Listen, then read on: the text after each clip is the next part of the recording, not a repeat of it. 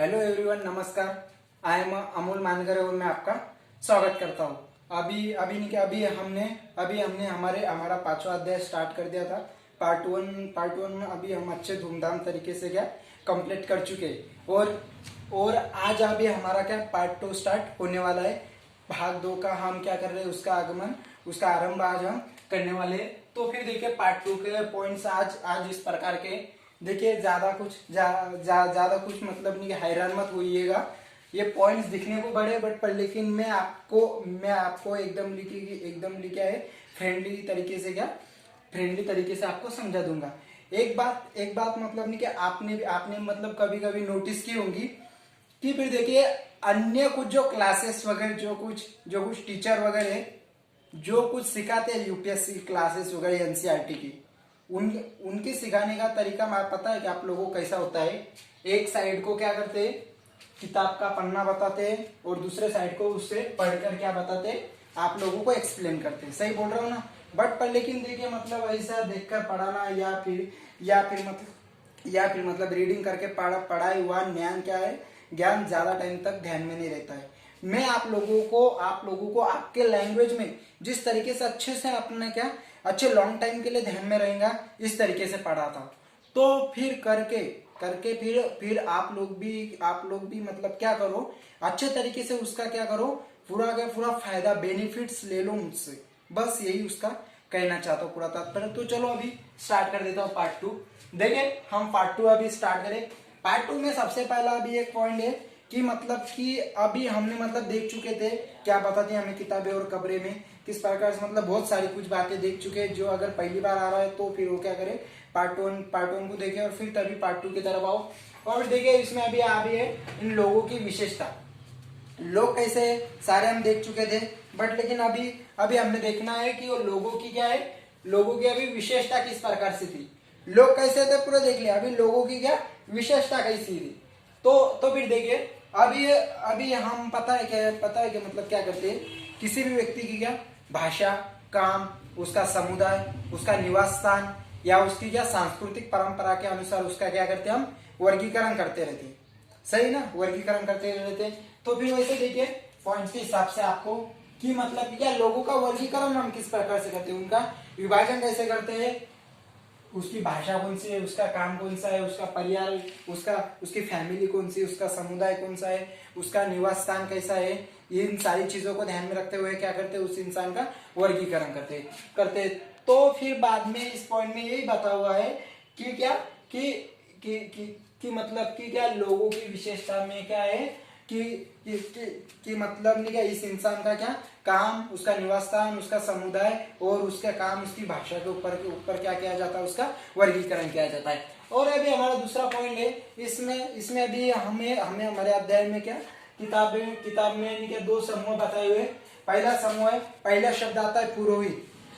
क्या आता है? पुरोहित। पिछले पार्ट 1 में भी हमने क्या देखे, पुरोहित देखे। बट पर लेकिन मतलब कि अभी पुरोहित का अर्थ क्या होता है, पुरोहित मतलब क्या है, वो चीज देखना है आज। तो फिर देखिए पुरोहित किसे कहा जाता था, तो फिर पुरोहित क्या ब्राह्मण को कहा जाता था। अच्छे तरीके से दिख रहा है ना कैमरामैन भी? हाँ कैमरामैन दिख रहा है ना अच्छे तरीके से, वीडियो सब। तो फिर देखिए क्या है, पुरोहित का शब्द क्या होता है, ब्राह्मण जो क्या करते थे, यज्ञ और अनुष्ठान अच्छे प्रकार से कर लेते थे। कौन? पुरोहित का नाम क्या था, ब्राह्मण कहा जाता था। और उनका काम क्या था, यज्ञ और अनुष्ठान करने का। दूसरा शब्द आता है राजा। क्या आता है? राजा। अभी सोचा भी आ रही होंगी, तो फिर राजा क्या है, बड़े बड़े महलों में रहता होगा, बड़ी राजधानी में रहता होगा, राजा का बेटा ही राजा बनता होगा, बड़ी बड़ी सेना होंगी, बहुत सारे कुछ महल होंगे। ऐसी कोई बात नहीं है। जो अतीत के जो स्टार्टिंग के जो राजा थे वो राजा क्या थे, अभी के जो राजा जो आए हुए उन राजाओं से क्या थे, उन राजाओं से अलग थे। तो भी देख किस प्रकार से अलग थे कि मतलब अतीत के जो राजा थे ना, उनके पास ना ही कोई उनकी ना ही कोई राजधानी थी, ना ही वो मतलब बड़े बड़े महलों में रहते थे, और ना ही उनकी कुछ सेना थी, और ना ही वो क्या कर भी नहीं वसूलते थे। कर पता है ना आपको, कर मतलब क्या, जीएसटी अभी के लैंग्वेज में, कर भी क्या नहीं वसूलते थे। और मृत्यु के बाद भी क्या राजा का बेटा राजा नहीं बनता था, दूसरा बंदा राजा बनता था। और अब ये राजा का बेटा अगर राजा बनना है, जो हकदार होगा वही राजा का बेटा राजा बनता था।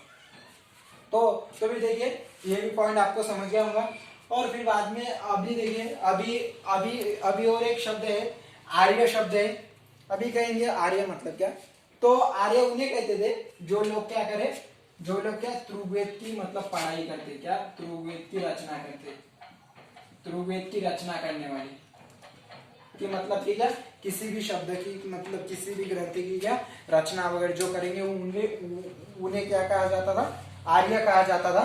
और फिर बाद में दूसरा शब्द आता है दास या दासु या दासी, दास दस्यु या दासी। तो मतलब कि क्या जो लोग क्या करते थे ध्रुववेद की रचनाओं में भाग नहीं लेते थे, कुछ मतलब अच्छी तरीके से एजुकेशन नहीं कर पाते थे, उन लोगों को क्या कहते थे, दस्यु कहते थे। जो क्या थे अनपढ़ कहेंगे हम एक तरीके से, वो क्या थे अनपढ़ थे, मतलब कि क्या वो आर्य से क्या थे अलग प्रकार के थे, करके उन्हें दस्यु कहा जाता था। और फिर देखिए दास, दास मतलब क्या, दास और दासी क्या है, दास शब्द पुरुष के लिए इस्तेमाल होता है और दासी महिला के लिए इस्तेमाल होता है। तो मतलब दास या दासी का अर्थ क्या होता है, गुलाम होता है, मतलब कि क्या गुलाम, क्या गुलाम, जो क्या करते हैं उनका जो राजा रहेगा जैसा राजा बोलेगा वैसा ही उन्हें दास और दासी को क्या करना है, काम करना है। और चलो बढ़ते अभी आगे असमानता के बारे में क्या हमें इस अध्याय में पता चलता है। अभी असमानता भी किस प्रकार की असमानता, देखिए असमानता मतलब क्या गरीब अमीर ऐसी असमानता बोल रहा हूँ। तो फिर देखिए हमारे अध्याय में ऐसा कुछ बताया गया जो महापाषाण की जो कब्रें, महापाषाण की कब्रों से पता चले। अध्याय का नाम क्या है, क्या बताते हमें किताबें और कब्रें। यहाँ पे पैसा धन का कुछ आया क्या, नहीं, कब्रों पे से किस प्रकार से पता चला, कब्रों में से किताबों से कि मतलब कि क्या कौन से लोग किस प्रकार से थे। तो भी देखिए अभी हमें किताबों से कैसे पता चला, आर्य और दास दस्यु का पता चल गया कि मतलब कि क्या जो किताब पढ़ते थे वो क्या थे आर्य, जो क्या थे श्रेष्ठ माने जाते थे, और जो नहीं पढ़ते थे वो दस्यु थे, उन्हें क्या उन्हें निचला समझा जाता था। तो पर लेकिन अभी कब्रों पे से किस प्रकार से पता चलता है लोगों की असमानताओं के बारे में। तो देखते हैं हमारे महापाषाणों की कब्रों में अध्याय में बताया है कि मतलब कि क्या कुछ कब्रें ऐसी मिले जिन कब्रों में क्या मिला है, जिन कब्रों में कुछ कब्रों में क्या मिले सोना चांदी ऐसे कुछ मतलब ऐसे कुछ मतलब कि क्या मूल्यवान चीजें वगैरह मिली है। और कुछ कब्रों में सिर्फ क्या मिले मिट्टी के बर्तन, फिर बाद में बकरी भेड़ बकरी ऐसी कुछ चीजें मिली। इससे मतलब हमें यह पता चलता है जिन भी कब्रों में ज्यादा मूल्यवान चीजें मिली है वो लोग क्या थे, अमीर थे, और जिन भी कब्रों में छोटी निचली चीजें मिली वो लोग क्या थे, गरीब थे। तो फिर समझ में आया असमानता के बारे में। मैं आपको पॉइंट लिख देता हूँ कब्र जो क्या है, कब्र के विशेष में जो आप लोगों को पता चलेगा। मैं जो बोलता हूँ उसे आप नोट्स कर लेते जाइएगा, क्योंकि देखिएगा अभी मेरे पास से बोर्ड छोटा होने के कारण मैं आपको ज्यादा लिखा नहीं सकता हूँ। और दोस्तों और देखिए एवरीवंस, मेरे पास मतलब कि क्या है अभी मतलब नहीं क्या ज्यादा कुछ उपलब्धियां नहीं है, अच्छे तरीके से कैमरा वो कुछ नहीं है। इस वजह से मतलब कि क्या है जैसे मुझसे एडजस्ट होता है मैं वैसे आप लोगों को कराता हूँ। बट पर लेकिन आप लोग मुझे अच्छे से सपोर्ट करोगे तो फिर ये सारे सामान और सारी चीजें क्या हो जाएंगी, अवेलेबल हो जाएंगी। बट लेकिन इसलिए आप लोगों को सपोर्ट जरूर करता है। वीडियो देखते मतलब क्या करो, अन्य लोगों को शेयर कर दो, चैनल को सब्सक्राइब भी कर दो। अभी चलो देखते हैं अगला क्या है।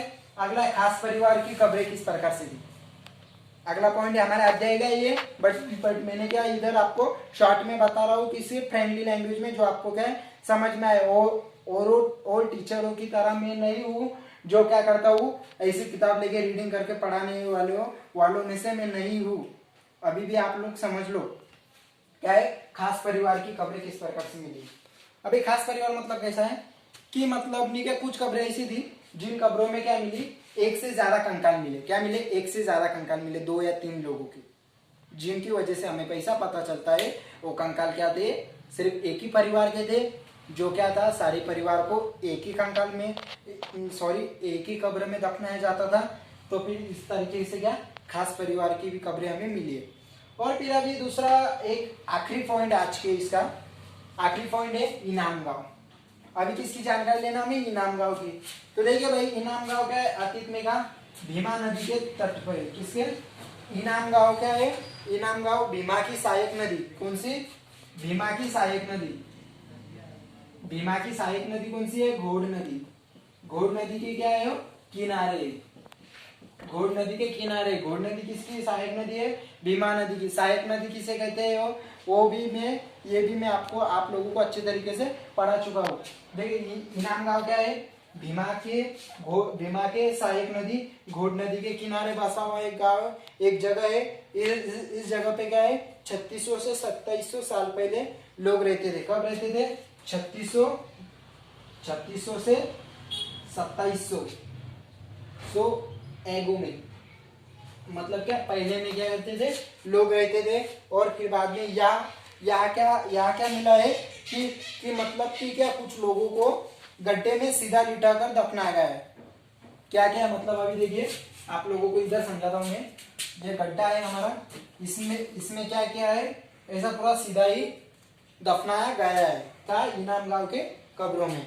और फिर देखिए उनका सिर क्या है, उत्तर की ओर है, और उनका जो सर जो है, जो हेड है, वो क्या रहता था, उत्तर की तरफ रहता था। उत्तर, पूर्व पश्चिम दक्षिण उत्तर है ना, तो इसका उत्तर दिशा की तरफ रहता था। और कई बार घर में ही दफनाया गया, और कई बार तो कुछ लोगों को क्या किया है, घर में ही दफनाया गया है। तो फिर हमारा इसी तरीके से क्या हो चुका है, पार्ट 2 भी मतलब खत्म ही हुआ है। मतलब देखिए अभी इसके अलावा कुछ आपके किताब में, आपके इस अध्याय में बचा नहीं है, आपके लिए इम्पोर्टेंट होगा करके। एक क्या हो, आप एक यूपीएससी एस्पिरेंट हो, इंटेलिजेंट पना आप रखो, इंटेलिजेंट के जैसे क्या करो, सिलेबस को कवर अप करते रहो। और फिर देखिए, और अगर अभी भी कुछ आप लोगों का मुझे सपोर्ट नहीं दिख रहा है तो सपोर्ट करो, लाइक करो, सब्सक्राइब करो एंड शेयर करो चैनल को। और फिर मैंने आप लोगों को जो कहा था, जाने दीजिए आप, मैं मतलब ये चीज़ अभी निकालूंगा नहीं आपके सामने कुछ, मतलब मैंने अगर कितना भी निकाला फिर भी मुझे नहीं लगता कि मतलब वो चीज़ बोलकर यहाँ पर कुछ फायदा करके, पर लेकिन देखिए दोस्तों, कुछ हादसे ऐसे होते हैं जो क्या कर देते हैं, इंसान को अंदर से तोड़ देते हैं। बट फिर भी हम लोगों को क्या करना है, उठकर एक नई शुरुआत करके क्या करना है, आगे बढ़ना है। हमारा जो गोल है, जो क्या है, अचीव करना है, और सारे सपने पूरे करना है दोस्तों। फिर भी चलो मिलते हैं हमारी अगले वीडियो में। तो क्या है, क्या अभी हमारा पार्ट 2 भी अच्छे तरीके से खत्म हो चुका है। तो फिर आप लोग क्या करो, अच्छे से स्टडी वगैरह करो। कुछ प्रॉब्लम आता है तो फिर आप कमेंट्स बॉक्स में भी लिख दो। और चलो तो मिलते हैं हमारी अगली वीडियो में, तब तक मैं आपसे अनुमति चाहता हूँ।